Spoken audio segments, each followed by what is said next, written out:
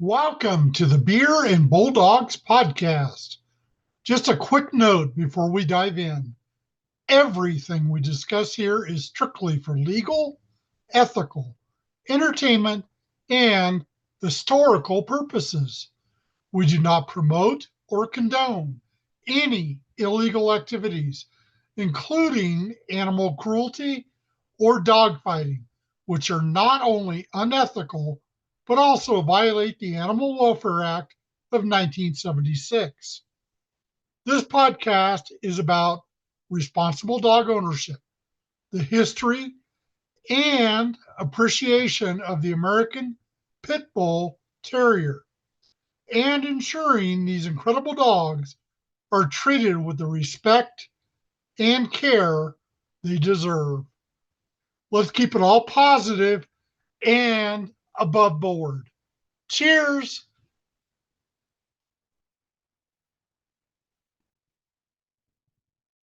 About to go down, so who's gonna be my dogs?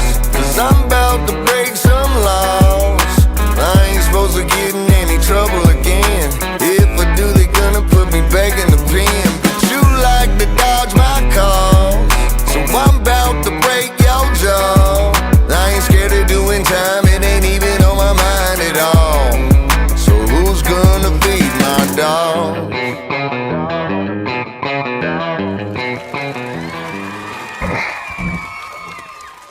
Welcome to Beer N Bulldogs, where we talk about the American Pit Bull Terrier, working breeds, and all things bulldogs. Over a cold one, of course. And today we got a real animal expert for you. This man not only works with pit bulls, he also trains some of the most fearless animals in the world. And this man goes by the name of Joseph the Mink Man. How's it going, Joseph? Good. How you doing? I'm doing real well, man. How you been? I heard you were doing the ratting thing. Yeah, I've been busy. Yeah. Just got doing a ratting for some roof rats, which are not normal for us. Usually we're always hitting the brown rats, so it was a little bit of a learning curve, but it was a lot of fun. Oh yeah, man, that's great, man. You know, I got caught on to watching your shows on YouTube, man, and they really inspired me because I love the American Pit Bull Terrier, and I know that they have a history with like they would gamble with putting rats out, and American Pit Bull Terrier would go over there, and other terriers too. But I just always knew that was a part of their history. And so when I saw you actually doing it, because I don't see many guys do it, I was just really like, wow, that's really cool, for them being a working breed and you're actually using them in work. Right? Yep. Yeah. Well, I did have some. Right. Oh, yeah. I did have some questions for you. I wanted to know, when did you get your first pit bull, American Pit Bull Terrier? So growing up, I had a dog that looked like a pit bull. I honestly have no idea what it was. It just came off the streets, and I was living with my grandfather at the time, and I had my first dog, which was a cattle dog. He was a border collie, and just worker to worker. We have no idea, how his father or mother was really bred, but worker to worker, looked like a collie, acted like a collie, so he might as well have been a collie. And we moved to a new place, and this pit bull looking dog showed up and was just kind of walking around. And I always had an interest in the breed.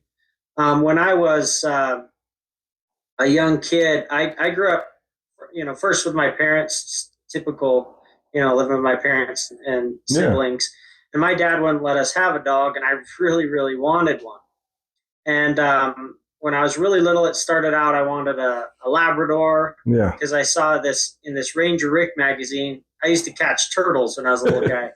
And in this Ranger Rick magazine, they had Labradors fetching box turtles for this researcher. Yeah. And she'd put transmitters on them and track the turtles and things. But she used this lab to find the turtles and then retrieve them to her. And I thought that was really cool. And since I hunted turtles, I wanted a lab to help me hunt turtles. Yeah. And then I got interested in German Shepherds and thought they were cool. But I never had my own dog growing up. And I was really into studying and reading. And one day I decided, I always had a head. I either wanted a lab or a German Shepherd, but I never really researched different dog breeds. Yeah. So I went to the library and I started reading these they had this like series of dog books, and they had all the like common breeds, Rottweilers and Golden Retrievers and Jack Russell Terriers, all the like most common breeds, and they'd have a book on each breed. And so I started reading through there, and I decided I was going to educatedly decide what my favorite breed was, rather than just like this random whim I had as a kid.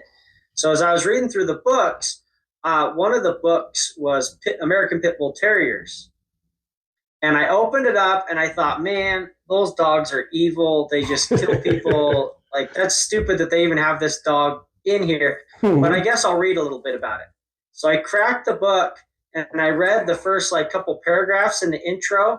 And they talked about how pit bulls love people and they're great with kids. And I just shut the book. As like, if these guys are going to lie in the first two paragraphs, I don't even need to read the rest of the book. I shoved it back in and didn't even finish the introduction. So my neighbors, because I didn't have a dog growing up, I'd go play with the neighbor dogs. And my neighbors got a new little pit bull puppy. And I thought that thing was so cute. And it would like grab their sleeves and hang on it. And I was like, oh, see, that dog's mean. Watch, he's going to grow up to be mean. But my love for animals overcame my bias, right? I had this huge bias against the breed. But I love dogs and animals in general. And so I started playing with this dog, even though in my mind I hated it. It was evil and it was going to kill people. I was like, well, I have no other dogs to play with. It's right next door. So I went and played with this puppy, mostly after he was mostly grown. I didn't get to play with him as much when he was little. But when he was mostly grown, I started playing with him and like throwing little treats over the fence to him and things like that. And eventually, I would go and knock on the neighbor's door and say, hey, can I go play with your dog? And they'd let me go in their backyard and play with their dog. And I had that dog better listening to me and like completely trained. He'd sit and he'd drop a ball if I told him to drop it. And he'd come when I called him. And he wouldn't even listen to his own owners, but he would listen to me. And I was so proud of myself. I was like, oh, yeah, I trained this dog. And he listens to me, but not his own owners. And that dog, his name was Jake. And he was a pit bull, or at least looked like a pit bull. Obviously, you never know these days. People call anything a pit bull. But he looked like a pit bull. They called him a pit bull. So for all I know, he was one. Anyway, he became, because I was basically forced to like this dog because it was the closest one to me, I started to question that preconceived idea I had in my head that maybe pit bulls weren't that mean. Because Jake grew up and he was a nice dog and a loving dog, and he was my favorite dog because he was the only dog I had access to. So I was like, well, maybe I should go back and read that book with a little more open mind. Right, so I went back and read that book. This time, a little more open mind because I fell in love with the neighbor's dog, who was a pit bull. And I read that book, and then from there on, I fell in love with pit bulls and decided that was my favorite breed, and I really wanted to get one. But my dad wouldn't let me have one. I eventually moved out. We lived in the city, the suburbs of Chicago. I eventually moved out and lived with my grandfather in the West. He lived in Idaho at first and then Utah. And I went and lived with him training horses. He was a cowboy, and we trained cattle horses. And that's why I had a cattle dog. Yeah. So when this pit bull looking dog came on the scene, I was really interested because I'd fallen in love with pit bulls because of Jake and because of my reading all about him and stuff. And so I kind of adopted this dog, and I trained her for hunting, and we'd go hunting every night. So that's really cool. Who knows what that dog was, but like I said, it looked like a pit bull. Yeah. And then eventually I got into hunting with the mink. And from there, I started working with different breeds or types of dogs. Well, that's what I did want to ask you. I was going to ask you, how did the mink get involved in your training? I'm figuring, so you were training dogs a little bit in your youth, and then did the mink come along? So when I lived with my grandfather, we trained, like I said, cow horses and cow dogs. Yeah.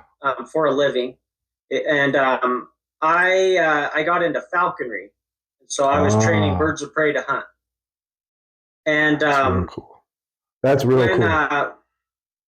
That was a lot of fun. That was an absolute passion of mine at the time, and I still am quite interested in falconry, but I don't practice anymore. But I was obsessed with it at the time, and we one day moved next to a mink farm. And I asked people, well, what's a mink?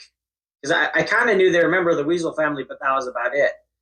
And they said, well, mink are the most vicious, horrible creatures alive. You can't tame them. You can't train them.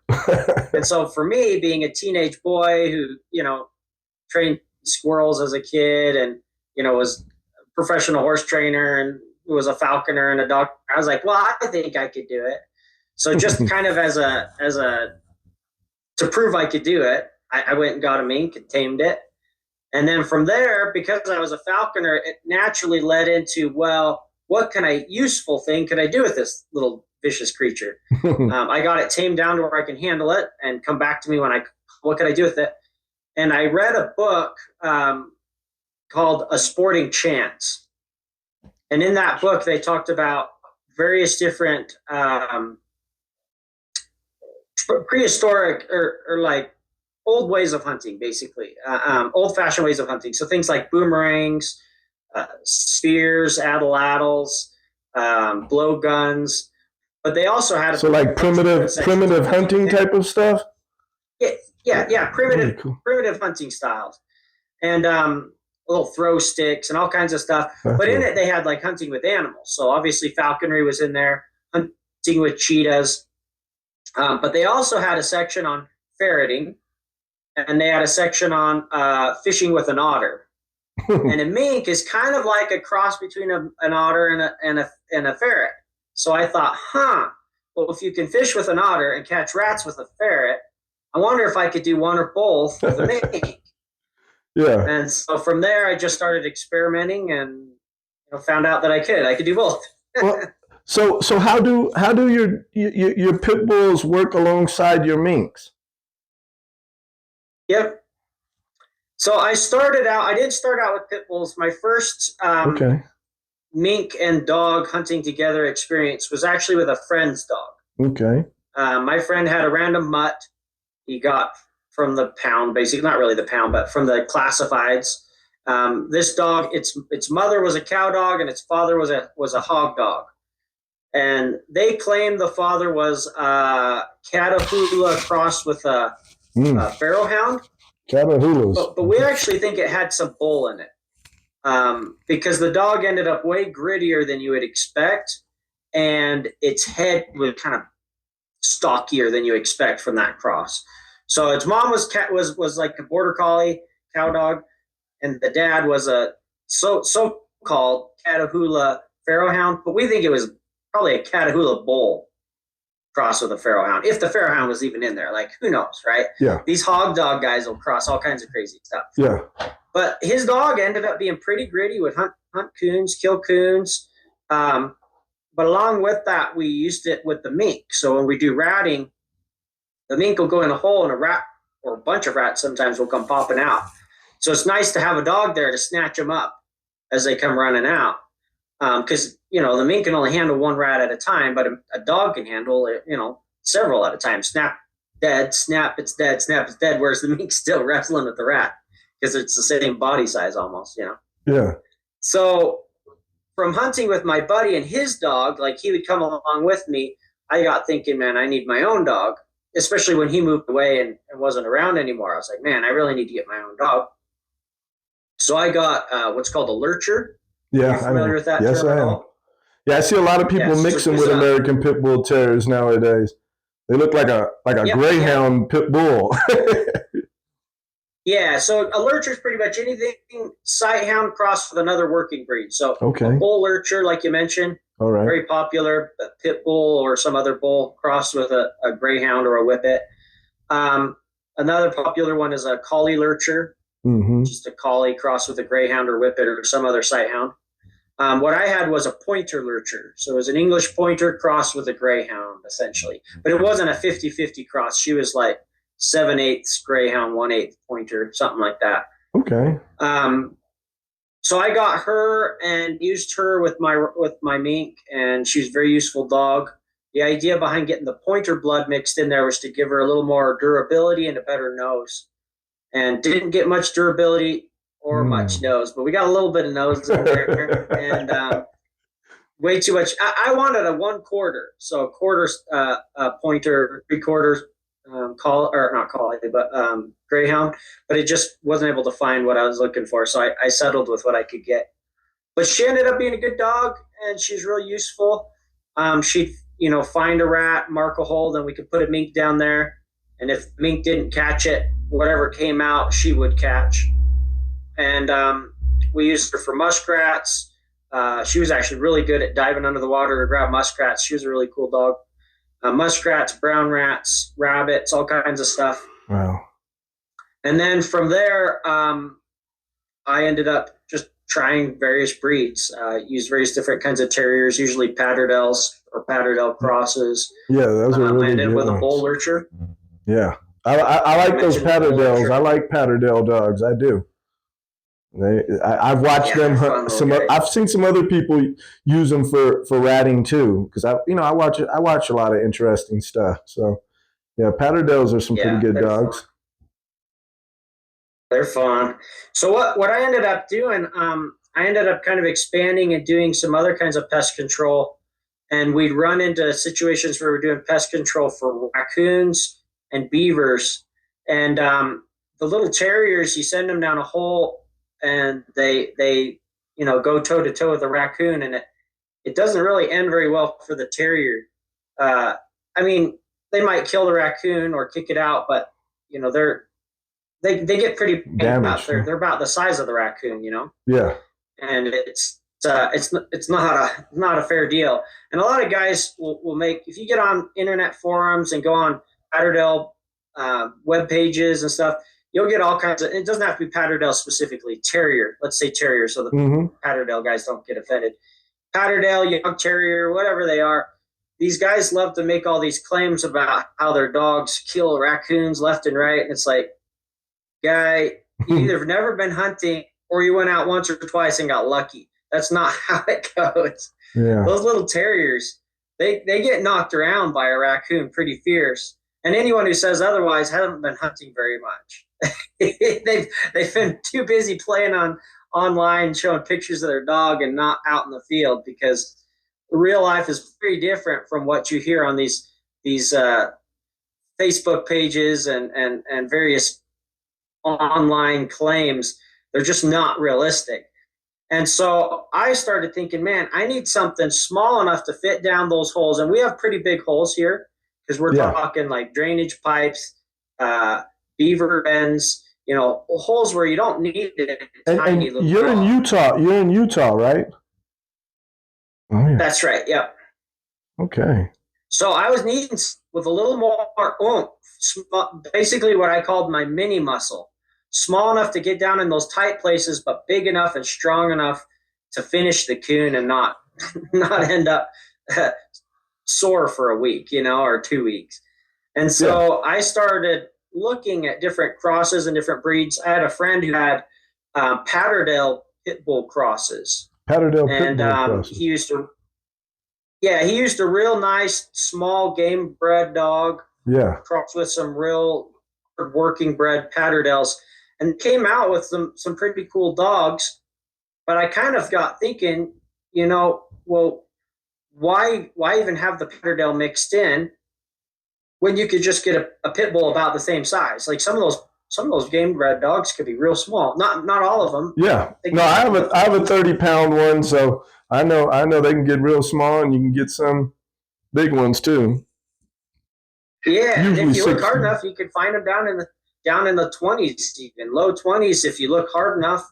Yeah. Mid 20s and upper 20s is more realistic, but I mean, I've even heard of guys with dogs under 20 pounds. They're down in the teens. Obviously, those are exceptionally rare, and usually there's something wrong with them. Yeah. But they exist. Is my point.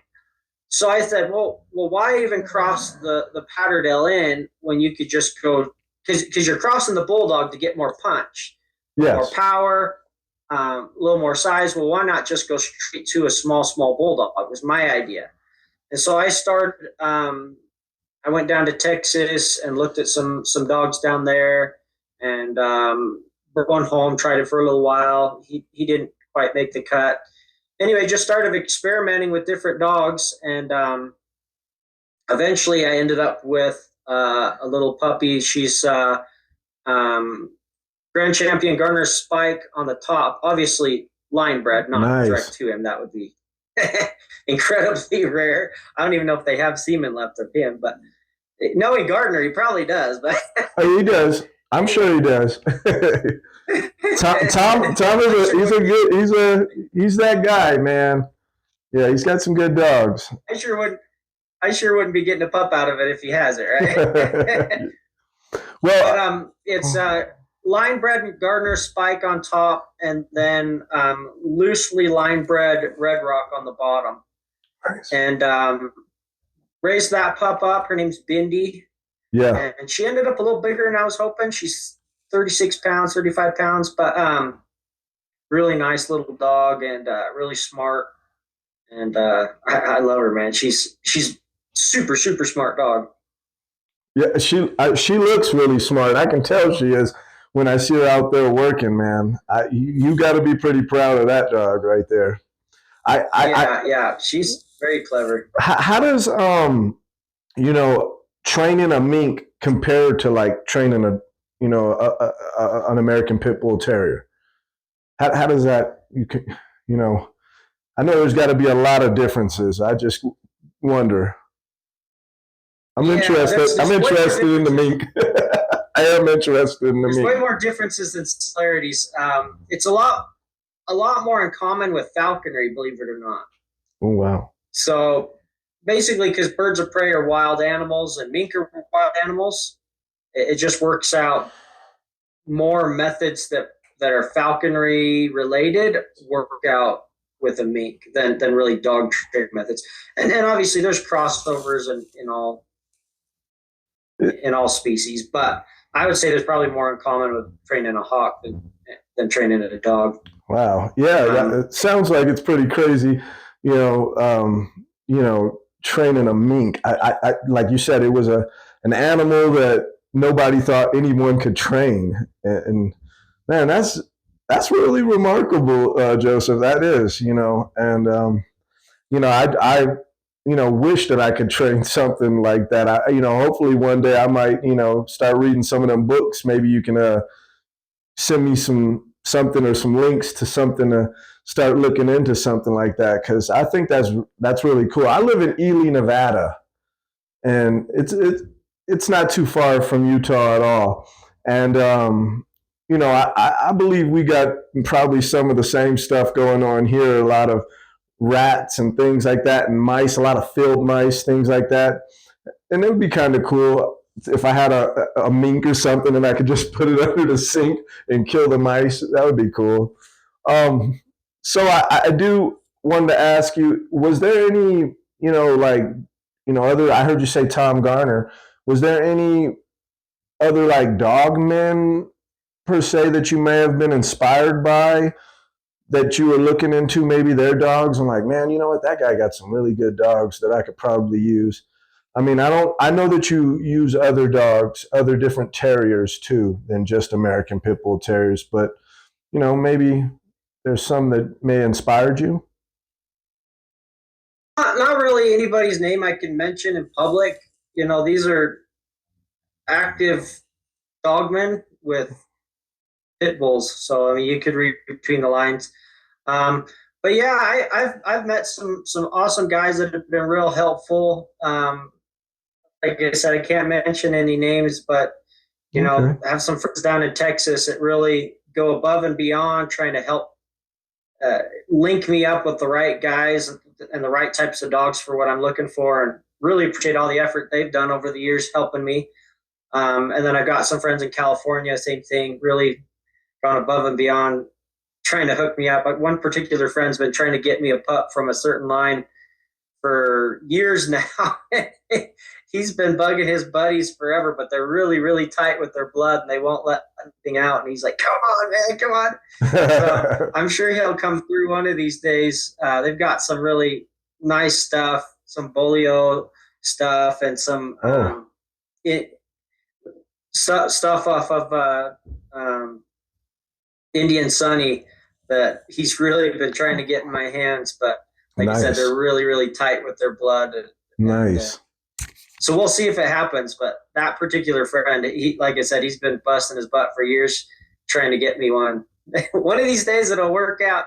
He keeps telling me, though, he's like, man, you get one of these Indian Sunny dogs, I don't think you're going to be able to handle it. And I'm like, well, we'll see. There's only one way to find out. Just get me one and I'll let you know how it goes. Well, you know, when you talked about the when I messaged you that you had a big ratting thing that you're about to be doing, I'm trying to get what you guys call it, because I don't want to just call it hunting. You call it ratting?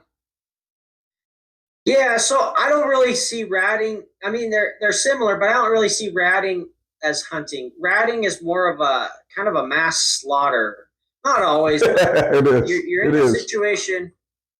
Yeah, you're in a situation where they've infested some place like a granary or a chicken farm or a chicken coop or something like that. Yeah. And you're in there, and the rat numbers are often quite concentrated. One particular farm, it was a grain farm. We got, what was it, 1,600 rats or something like that. Well, that was what I was going to get to. What was your wildest ratting experience? 14.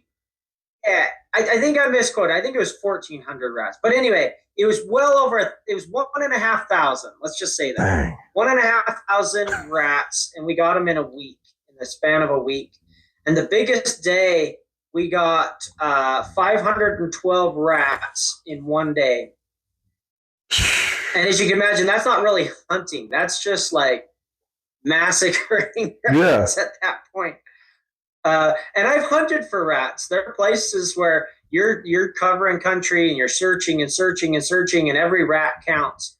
And you maybe spend an entire day and catch 5 or 6 or 8 rats after an entire day of searching fields. Yeah. So, I mean, I consider that hunting. But when you're getting 512 rats out of a little 12 by 12 shed in a matter of about 4 hours of work, that's not hunting. That's ratting. It's a crazy massacre. Hold on one second. Are you still there? Yep. Did we have a internet blip? Do you want to allow this app to make changes to your device? No. Sorry, I'm back. Sorry, we're still going. I was listening. I did want to ask you this. It's kind of an unfair question, I know, but which one of your dogs was your all-time favorite dog? I would say Bindy. I thought so. She's a combination of so smart and so handy on so many different levels. I mean, she can go in a hole and grab a raccoon by the face and pull it out without even barely getting nicked up. She'll just grab it so it can't grab her, just grab it by the top of the muzzle, pull it out of the hole, and then flip and switch and grab it by the throat and kill it. And she can get in there and catch rat after rat after rat. And I don't know, she's just super, super handy dog. And then at the end of the day, she's the dog who sleeps with my little girls. I've got a 3-year-old, my youngest. She's going through a phase where she's really scared of monsters and scared of being alone. I will literally, she like at night when she goes to bed, she's sleeping with her 2 other sisters, but they're all in their own beds. And she doesn't want to sleep in her own bed, but they don't want her sleeping in their bed because she wiggles so much. Yeah. And they're like, no, you sleep in your own bed. And so she'll say, can Bindy sleep with me? And I'm like, sure. And so she sleeps with Bindy because Bindy will eat the monsters, she says. Bindy will get the monsters. And so she sleeps with Bindy so that the monsters don't come out from under the bed and get her, you know? And like today, I was just, my wife was off with the other girls doing things, and she, Galilee, my youngest, my 3-year-old, she doesn't want to be left alone because of the monsters, you know? And she's like, oh, don't leave me, Daddy. I'm like, I'm just going to go grab something. Oh, no, but I'm like, can Bindy stay with me? I'm like, yes, Bindy can stay with you. So I had to call Bindy and, Bindy, here, stay with her, Galilee. And I went to do what I was doing, and she's like her security blanket. And she's so sweet, the girls, and hard worker. She can track, man. She's followed a trail up to 2.5 miles out through the desert. So dry land tracking, which is as far as I understand, the most difficult tracking you could do, because there's no low moisture, very little plant life to gather scent.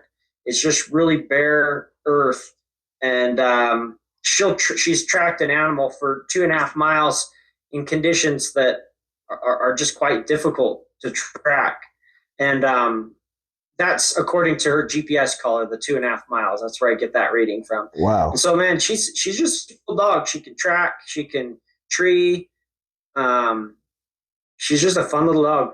Man. Goes down holes like a terrier. She retrieves. We've been hunting on one side of the river, and she smells a coon on the other side and swims across, kills the coon while we're standing on the bank, and then comes back with it and delivers it to hand. See, guys, you see those type of dogs Tom Gardner is breeding? He's breeding some really good dogs, man. Man, wow. That's an amazing dog you got, man. Yeah, she's a fun dog. Joseph, so like, what do you do when you're not working with your pit bulls and minks? And what is your, what do you do? What's your hobbies? So when I'm not doing that, I'm editing videos or spending time with my family. That's right. So my full-time business is putting up the videos on YouTube and doing the pest control. So I get paid by individuals. They might have like rats in their chicken coop, or a raccoon under their shed, or whatever, or a raccoon in their attic. And then I get paid by, I have cities that'll hire me to keep control of the beavers and the muskrats and the rats in their parks. Or the canal companies, local canal companies pay me to keep the raccoons and the muskrats and the beavers and such out of the canals. From digging in the canals, creating a flood risk, things like that. And then I post a lot of views or videos on YouTube, and I get some revenue from YouTube from that. But then I also have an exclusive club. It's just a platform where I can put the videos I can't put on YouTube. So if you notice, if you go to my YouTube channel, you won't see any of the raccoon or beaver or squirrel or most of the other pest control. You don't see it all, because YouTube is very, very, I guess silly is really the only way to put it. But the general public in general is quite silly. They have no problem with 500 rats being killed in the day, but one invasive, destructive raccoon, and they lose their mind, right? Okay. So people are very hypocritical on what they consider acceptable and unacceptable, and they'll freak out if I do the raccoon videos. Yeah. So things like that, they go to my exclusive club where people pay a subscription to watch, and so they'll pay once a month, and they get all the videos that I've ever posted on there. So if they tune in now, they've got 700 backlogged videos that I've been putting over the years. So that's where we can control for beavers. So where does that we can follow, just follow your work and learn more about you? What is that page, your club? It's called Minkman's Exclusive Club, and it's on Mighty Works or Mighty Network. Let me look. I'm bad with names. It's Mighty Networks, I think is what it's called. On Mighty Networks, and if you look at my at the bottom of any video that I've recently posted on YouTube within the last few years, it'll have a link to it. Minkman's exclusive club. Okay. Hey. And yeah.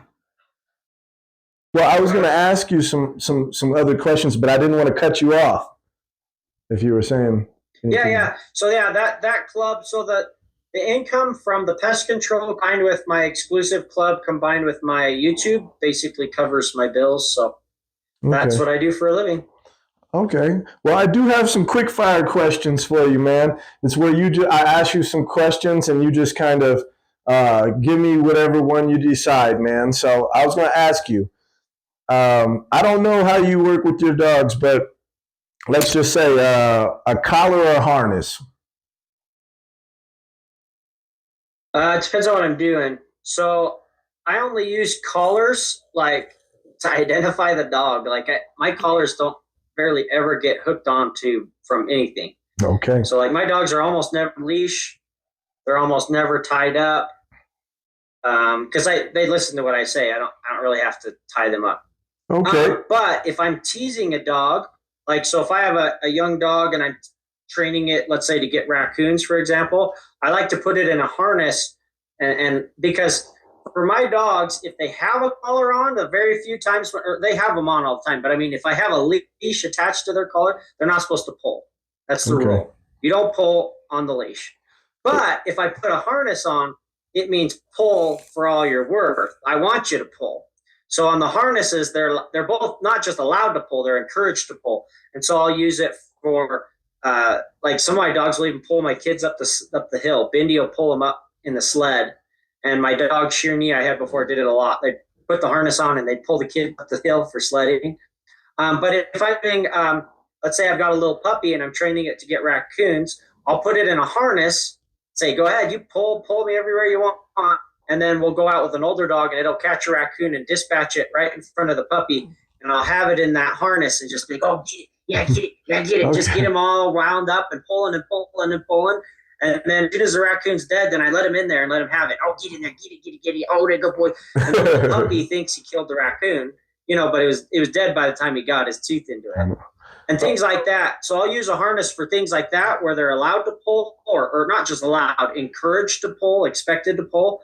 And then when I hook onto to the leash or to the collar, that means now you got to respect the leash.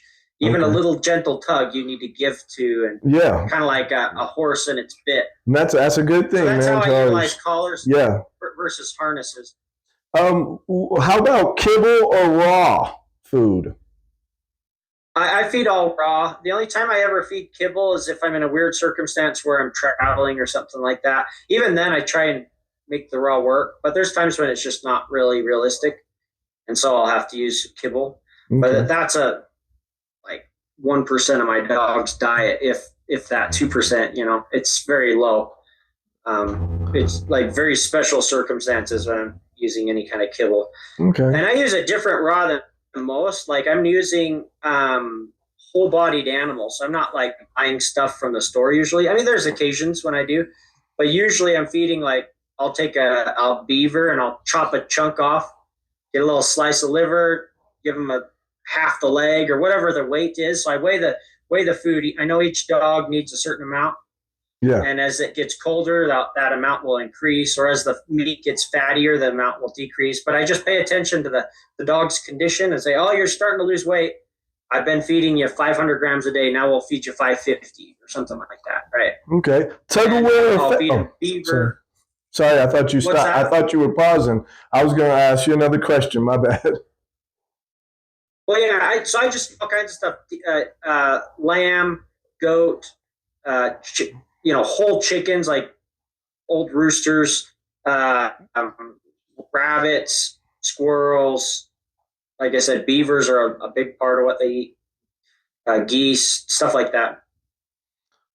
So what about tug of war or fetch? I prefer tug of war, but I really want my dogs to do both. But for some reason, I just really struggle to get a dog that loves fetch. I don't know if it's something I do or if it's just my luck. Because I've seen pit bulls that fetch. I would say I like playing tug more, but I really appreciate a dog that'll do both. Yeah. So for whatever reason, I just seem to always get the not the fetching kind. I don't know why. I've seen all kinds of breeds that obsess over the game, and I don't seem to get very many who do myself. Well, but I like it if they like it. So for me, I like it as a reward. So for training, it's easier to play fetch than it is to play tug. But that's just how it ends up being. But I don't know. I'd rather, if I had to pick one or the other, I'd say tug. okay. Adam, are you familiar with the word road work? Yeah. Okay, I was going to ask you road work or hiking. Road work. Okay. So Joseph, I can't hike fast enough to really work a dog. I know, man. It is hard. Hiking is hard work, man. If you were to, say, I hate the word, but sometimes it's the best word. What kind of legacy do you want to leave, with your ratting and works with dogs and things like that? What kind of legacy would you like to leave in that community, let's say? I mean, you already got a name, the Mink Man. I'm just saying, what kind of legacy would you like to leave, per se? I'd like to leave people with a better understanding of what mink really are, and alongside it, what pit bulls really are, because I think both animals are very misunderstood. Mink are seen as nothing but a vicious creature that can't be controlled and is good for nothing but their fur. And pit bulls are seen as, from one extreme to the other. You've got the pit bull mommies who think they're all like little plush dogs that are cute and sweet, and they don't recognize their actual instincts and working desires. And then you've got the people who hate them and think they're all dumb, vicious killers. Yeah. And even people who admire them but still think they're dumb, vicious killers. I like to show what they truly are, the in-between. Yes, they have high drive, which includes high degrees of both dog and animal aggression, but that can be controlled and harnessed if you handle the animal correctly. I find them far more moldable than a lot of other high drive breeds, like terriers, for example, or bull terriers especially. Far more intelligent and willing to please than most other high drive dogs. So I mean, there are other high drive dogs that are just as smarter, like a Malinois, but most high drive dogs have very little desire to please compared to a pit bull. Like your most terrier breeds, most bull breeds, they're not very smart in general, and they have very little desire to please in general. Whereas every pit bull I've ever worked with has a significant desire to please their master and to do what they want, to the point where it can even be a flaw, where you have a misunderstanding between you and the dog, and they are convinced for the rest of their life that you don't want them to do X, and really it was a misunderstanding. You do want them to do X. So they can even be sensitive to the point of it being a flaw. And people just don't realize that. They see them as basically the way bull terriers and patterdales usually are, this kind of not very bright, and they don't give a flip what you want, just go forward and do what they want kind of dog. And that's really not what most pit bulls are like, in my experience. Yeah. Now, are there individuals like that? I have no doubt. Are there maybe entire lines like that? Sure, maybe, but I haven't run into it yet. Yeah, there's some out there. There's some lines like that out there. Yeah, and I've heard bolio lines. Bolio dogs could be super, super driven, almost mindless robot, as far as mindless as far as caring what you want. But I haven't dealt with a bolio yet, so I'll let you know how that goes. They're really good dogs, man. Really good dogs. I've been really been wanting. I mean, Bindy's got some bolio in her, but I really been wanting to try a bolio type. You know, that more athletic, super high energy, high prey drive. Oh yeah. Type. I haven't been able to yet though.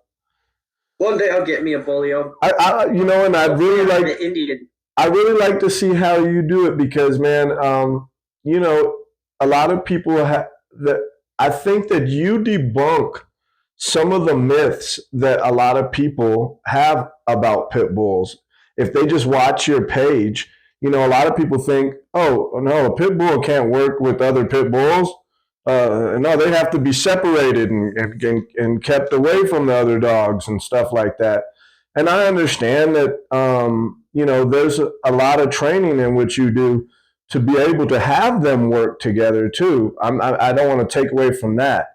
But I think that, just watching your show, it really debunks some of these myths that people have about, if they watch you, they'll learn a lot more about those dogs than some people who probably own some.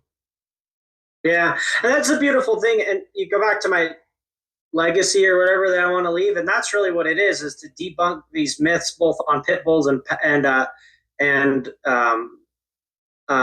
mink and even other dogs like terriers. I've gotten in arguments online with these Patterdale guys. Oh, you can't. If your dog can be broke off of chickens, it's a crap dog. It's like, no, if you can't do it, it means you're a crap trainer. Oh, they get all mad. It's like, well, I've done it. Like, how many Patterdales have I worked with? Yeah. It's totally doable. Well, all your dogs are crap. Okay, well, send me a dog and I'll do it with your dog. But anyway, but not too many people even know what a Patterdale is, let alone have those misconceptions. But with pit bulls, that's a pop culture word. Everybody thinks they know, I should say. Everybody thinks they know what a pit bull is, even if they have no clue at all. They're convinced they know exactly what a pit bull is. And so I've actually seen online, people have sent me links. Hey, check this out. They're talking about you. These people who are like complete breed ban activists, like the most pit bull hating types you can ever find on the planet. Yeah. Like it's their mission in life to get the breed banned. And they get in groups and they're online chatting and they're like, look at this mink man. He's getting a pit bull. Oh my gosh. She's going to kill his kids and his mink and kill him. And then other guys are like, whoa, slow down there, man. Did you see what he does with the mink? I think he's got a chance at doing it. Oh no, there's no way. And they get arguing amongst themselves. And it's really fun to be able to go in there and a year later, here's my, fully grown pit bull, Bindy, working alongside another fully grown pit bull, Juno, and they're both working alongside mink and other dogs that they don't even know. I'll go out on a job and they'll meet a dog for the first time and kill a rat right next to it. And wow. Bindy is the most polite of all my dogs. She'll let any dog steal her rat.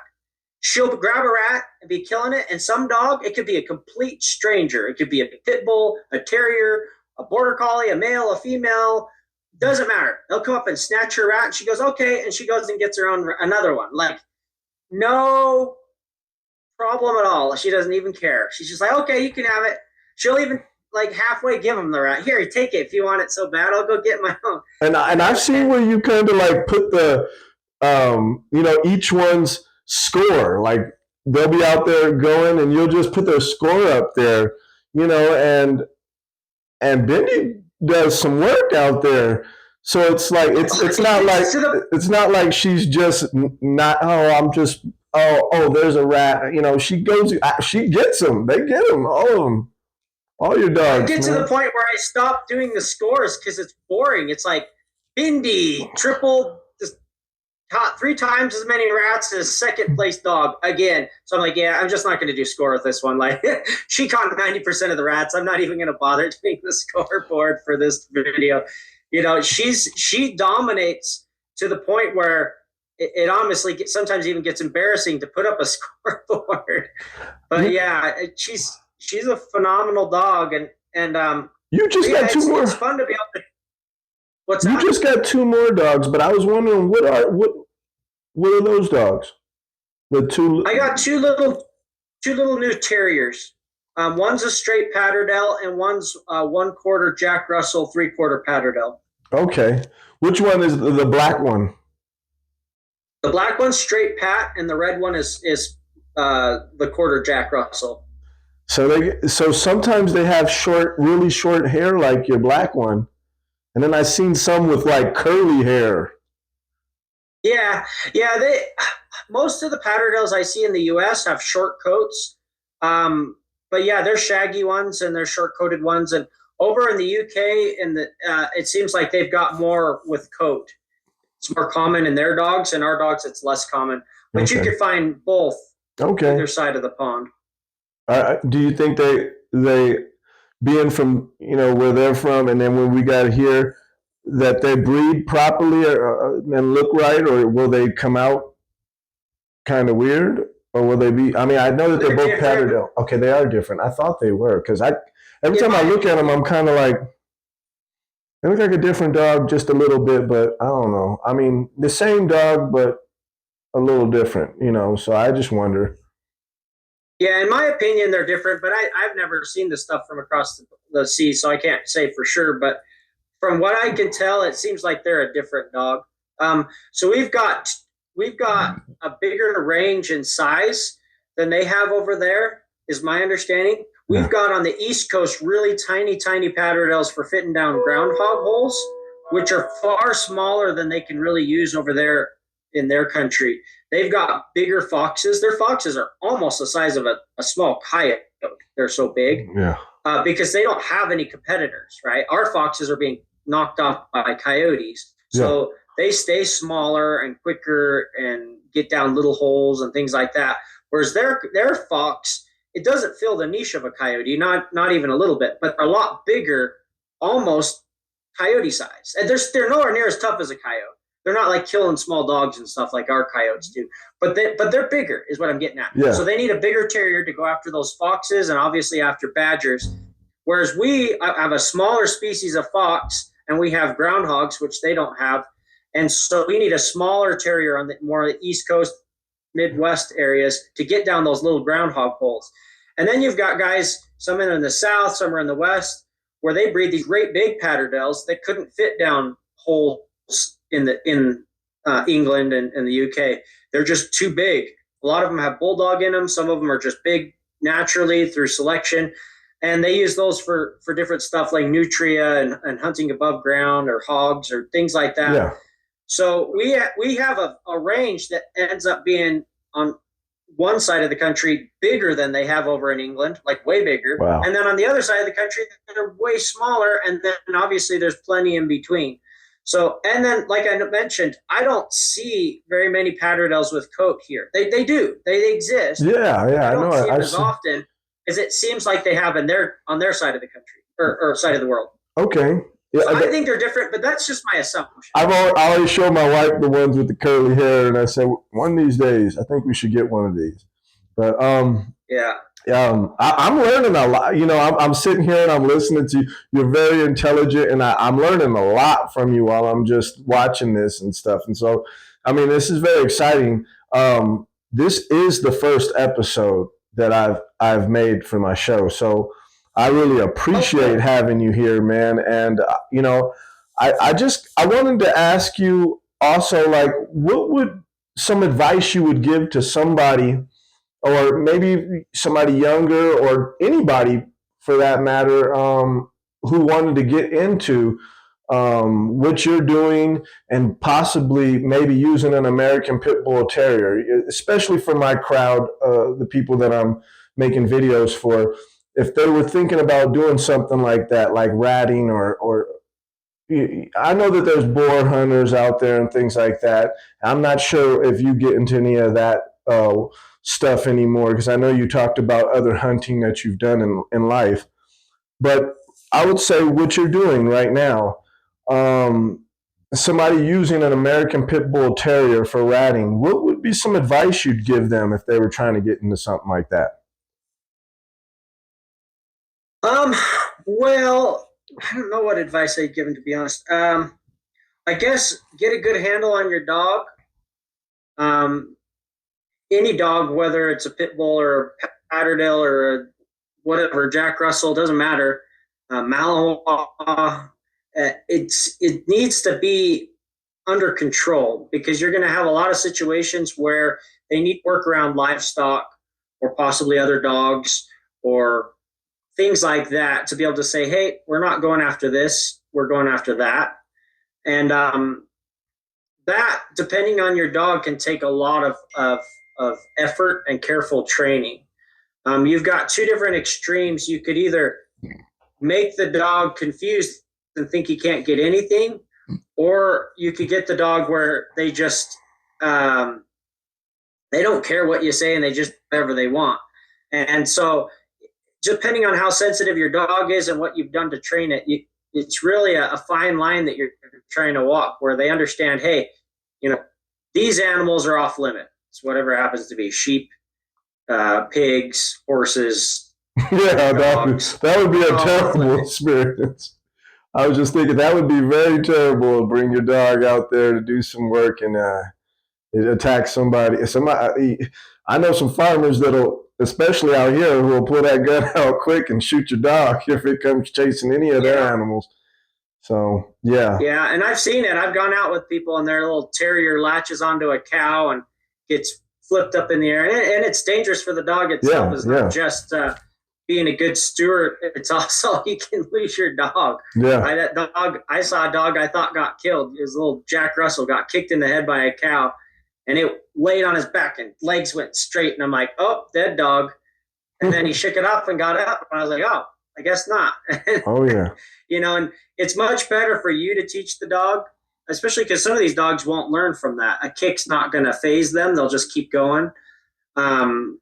Just get madder, and so you got to have that dog under control, be able to just tell them when you say sit, they sit. When you say come, they come, and they understand that certain animals are just off limits and other ones are, they're fully on limit. So I would say it doesn't matter what kind of dog you hunt with a Labrador. It doesn't matter. They need to understand, hey, this is okay. Not just okay. This is encouraged to catch and find and hunt and kill, and X, Y, and Z are absolutely off the table. You can't even bother them. Don't look in their direction.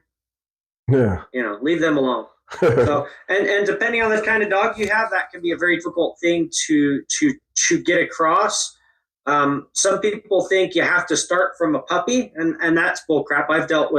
I've picked up game dogs off yard that haven't been off a chain in their entire life. I'm the first person to walk them off that yard, and they're fully grown 19-month-old dog, and within days they're ignoring sheep, ignoring chickens, killing rats, killing raccoons. So it can be done at any age for most dogs. I'm sure there's dogs out there that it can't be done with, but I haven't run into one yet, but I'm sure they have to exist, you think. And say with terriers, I get terriers at 1-2 years old. I've gotten, like I said, multiple bulldogs at 4 years old. And so don't think they have to be started as a puppy, but definitely, if you have the luxury of starting them from a puppy, start from a very early age and say, hey, nope, we're not messing with chickens. Hey, look at this rat. Oh, good boy, good boy, good boy. Get the rat. Good boy, good boy. So have you ever heard? If they're too young. I would say, have you ever heard someone say, man, you must be a dog whisperer? Yeah, I've had that nickname given to me. So I was a missionary for my church. Do you know what Mormons are? Have you heard that term before? Yes. So I'm a member of the Church of Jesus Christ of Latter-day Saints. Yes. A lot of people call us Mormons. It's actually kind of a derogatory term, but people don't realize that, so I don't take offense to it. I never knew that was a derogatory term for it. Oh, okay. Yeah, it was made to mock us, and most people don't realize that, so we don't take offense. We're not bothered by it. But the proper term for our church is the Church of Jesus Christ of Latter-day Saints, not the Mormon Church. The Mormon Church doesn't exist. There's no such thing as the Mormon Church. But anyway, I was a missionary for 2 years when I was a young man, from 19 to 21. And part of that mission, I served on the Omaha Indian Reservation. For almost 6 months of my mission was on that reservation. And if you've ever been to an Indian reservation, there's little feral dogs running all over the place. Oh yeah. Some of them are half wild. Some of them are completely wild. Very few of them are remotely what we would consider a pet. Some of them are, but it's they're in the exception, you know. And I used to go and those dogs, if you try and throw them a piece of food, they think you're throwing a rock at them and they run off. So I pack. It was in the winter, so I had this big old trench coat on, and I'd pack it full of dog food in my pockets, and I'd roll kibble at the dogs, and they'd come over and eat it, and pretty soon they'd learn, hey, that guy feeds us, and they'd start following me around, and I'd have a whole pack of dogs following me around, and we'd go in and be teaching someone in their house, and this whole pack of dogs are sitting outside their house waiting for us to come, and then we go to the next place, and they'd follow us, and they gave that those in that tribe, they usually have two names. They have an English name like Susie or George, you know, just some really super common plain Jane name that you could think of, Joe, you know. Yeah. And then they'll have what they call an Indian name. It's something in the Omaha Native American language. Okay. And one of the families there, they said, we're going to give you an Indian name, and they named me Jeje Yeshinudo, which means the dog whisperer. Oh wow! So man, so my unofficial, it's very unofficial. My unofficial Indian name is Jeje Yeshinudo, which is dog whisperer. Hey, when he's not taken from you, Caesar Milan. You keep he's just saying that's what the natives called him. He's not trying to. He's Joseph the Mink Man. I'm the Mink Man. So you can't be the Mink Man, Caesar. Yeah, man. This was great, man, talking to you, and I really appreciate you taking the time out to, you know, fill us up with so much of your insight and what you do, man. It's amazing. It's also work. It's work that needs to be done, and it puts these dogs in like I said, a different category than just, and I hate to say those things, but the negative that they put the American Pit Bull Terrier breed in, and to see that they can actually work with other animals alongside other dogs and do the things that you do with them, that's amazing, man. And I just, want to thank you. And, I'd also like for my viewers out there, if you could tell them what's the best way, other than, I know you talked about your club, other way to follow you and learn more about you.